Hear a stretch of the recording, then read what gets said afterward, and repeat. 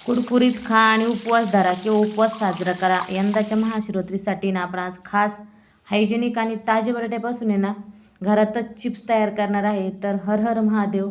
स्वागत आहे आपल्या भाजी फटाका रेसिपी वनिता या चॅनलमध्ये आणि एका नवीन व्हिडिओमध्ये.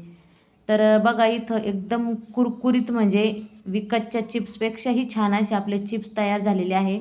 आणि आजचा व्हिडिओ पाहिल्यानंतर ना कोणीच चिप्स बाहेर आणणार नाही महाशिवरात्रीच्या उपवासासाठी, कारण एवढी सोपी पद्धत सांगितलेली आहे आणि तुमचे चिप्स कधीच चुकणार नाही. हा व्हिडिओ पाहिल्यानंतर 100% गॅरंटी सांगते मी तुम्हाला की तुमचे पण चिप्स एकदम व्यवस्थित होणार आहे.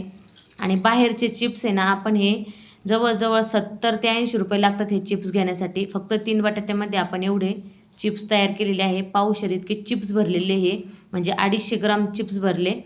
तर व्हिडिओला आहे ना शेवटपर्यंत राहा आणि चिप्स एकदम कुरकुरीत होण्यासाठी काही महत्त्वाचे मी टिप्स सांगते, त्या पण तुम्ही लक्ष देऊन ऐका.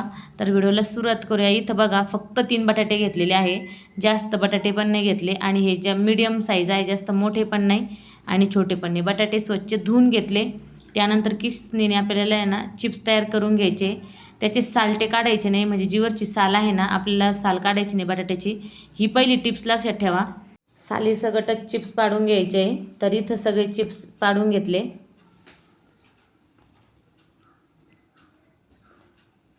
खूप छान असे चिप्स होतात ते.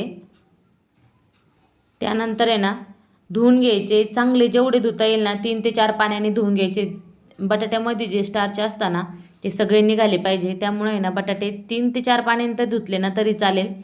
त्यानंतर आपल्याला लागणार आहे गरम पाणी. इथं आहे ना जवळजवळ 2 तांबे गरम पाणी केलं आहे. एकदम कडक उकळून घ्यायचं आहे आणि ते एका घमिल्यात टाकून आहे ना आता आपण जे चिप्स धुतले का ते त्याच्यामध्ये भिजत घालायचे.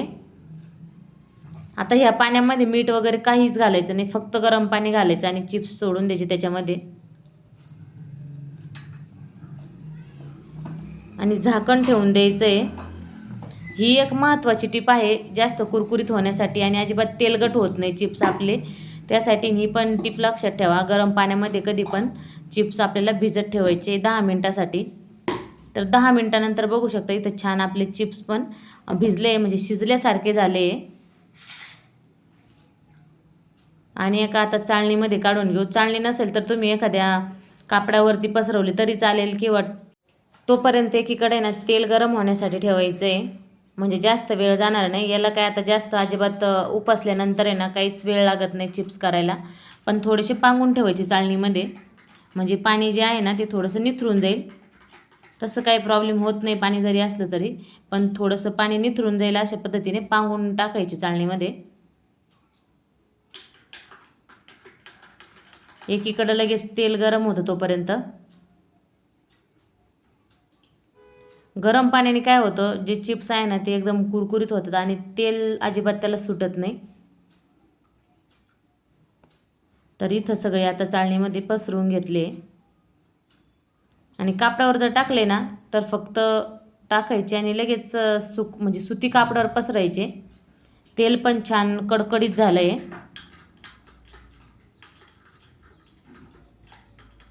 आता एक एक करून चिप्स सोडून घ्यायचे. जेवढे तेलामध्ये बसतील तेवढेच सोडा.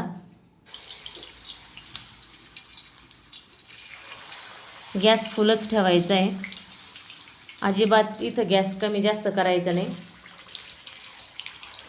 म्हणजे याला तेल जेवढं कडकडत असेल ना तेवढं चालतं, त्यामुळं गॅस हा फुल ठेवायचा आहे.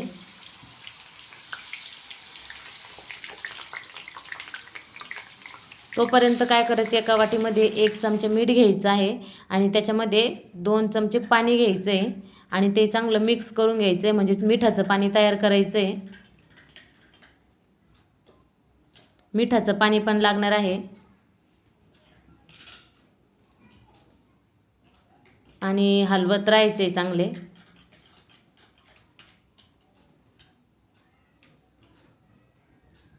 आता मिठाचं पाणी टाकून घ्यायचं आहे. आता हे सगळ्या वेफरसाठी 1 चमचा मीठ आणि 2 चमचे पाणी, एवढं पण लागत नाही, पण एवढं तयार करून ठेवायचं. तर बघा अगदी थोडंसं पाणी टाकायचं आहे, जास्त पाणी पण नाही टाकायचं. अर्धा चमचा पण मिठाचं पाणी घातलं नाही आणि थोडंसं मिठाचं पाणी घातल्यानंतर ना थोडंसं अशा पद्धतीने उडतं, पण जास्त काय तेल उडत नाही, त्यामुळे अजिबात घाबरायचं नाही. आणि छान असे वेफर्स होऊ द्यायचे. तर बघा इथं छान कुरकुरीत व्हायला सुरुवात झाली वेफर्स, करपणार पण नाही.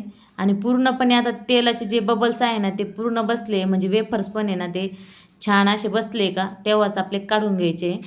आणि आता एक बॅच तर तळली, आता दुसरी पण बॅच तळून घेऊ.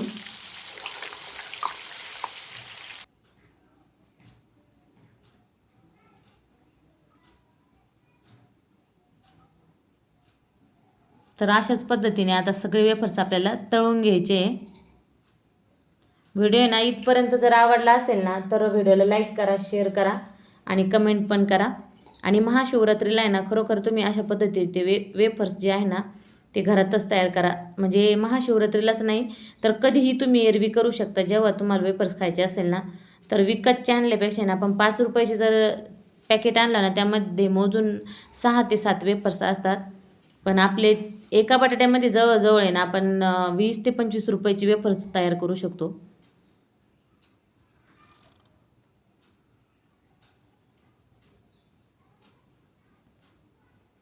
तर आता सगळे हे पण वेफर्स काढून घ्यायचे.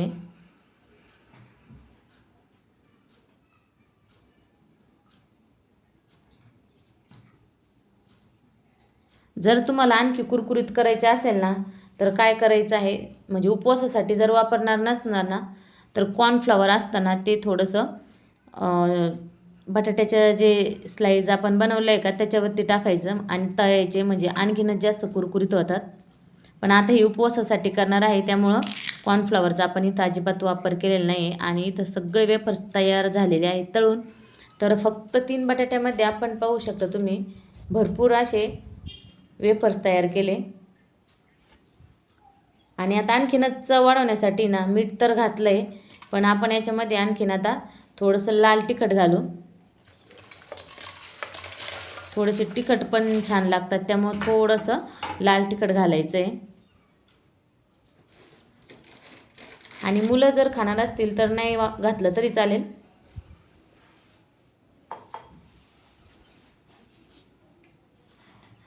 एकदा जर करून ठेवले ना तुम्ही 1 महिनाभर पण मुलांना देऊ शकता. बाहेरचे आणल्यापेक्षा घरातच असे वेफर्स तयार करून आपण मुलांसाठी बनवून ठेवू शकतो.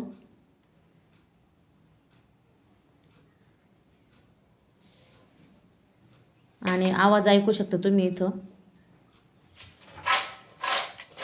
आणि अशा पद्धतीने लाल तिखट टाकल्यानंतर आहे ना मिक्स करून घ्यायचे चांगले. मिठाचं पाणी वापरलं आहे त्यामुळं मीठ काय घालायचं नाही, फक्त लाल तिखट वापरायचं आहे. जर पुदिन्याचे करायचे असेल ना पुदिन्याचं पाणी करायचं आणि बटाट्याचे आपण मीठ टाकतो ना त्या मिठाचं पाणी वापरलं का त्या पद्धतीनेच पुदिन्याचं पाणी सोडायचं आहे. तर शिवरात्रीसाठी ना छान असे वेफर्स तयार करून ठेवा. तर आता इथं आहे ना सगळे वेफर्स तयार झाले, त्यामध्ये लाल तिखट वगैरे सगळे आपलं मिक्स करून झालेले आहे. आता तुम्हाला मी एक फोडून पण दाखवते, खाऊन दाखवते. आवाज तुम्ही एकदम बघू शकता, एकदम कुरकुरीत आणि अजिबात तेलकट झालेलं नाही आहे. तर इथं आपले बटाटा वेफर्स तयार आहे. तर बघा तेलकट पण अजिबात झाले नाही. आणि हे 10 ते 15 दिवस असेच टिकतील. महिनाभर पण टिकेल प्लॅस्टिकच्या याच्यात जर ठेवले व्यवस्थित तर व्हिडिओ आवडल्यास लाईक करा, शेअर करा. चॅनलला सबस्क्राईब केलं नसेल ना अजून तर चॅनलला सबस्क्राईब पण करा. तर भेटूया पुढच्या व्हिडिओमध्ये अशा छानशा छोट्याशा रेसिपीसह.